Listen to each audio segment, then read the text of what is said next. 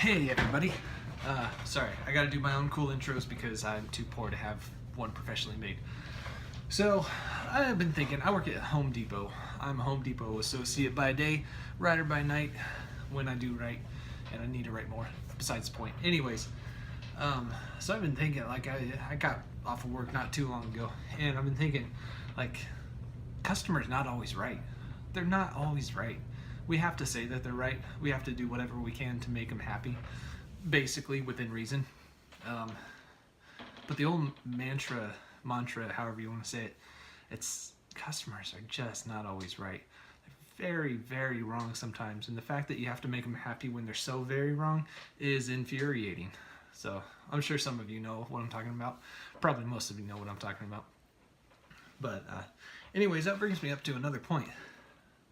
What about beta readers? Are beta readers always right? I mean, obviously you're looking for somebody else's opinion on your own written work, and that's important, but you kind of think about it and like, well, you gotta ask yourself, if you're told something about your written work, do you take that at face value? Do you listen and then change it, no matter what? I mean, obviously your kind of first answer is going to be no, because that's just common sense. Like, not everybody's right about everything, but that's kind of where, like, the skill curve comes in, because when you have a written work and you get an opinion on something about your own writing, you have to take into account everything that you know about your writing. You have to take into account other people's opinions about your writing.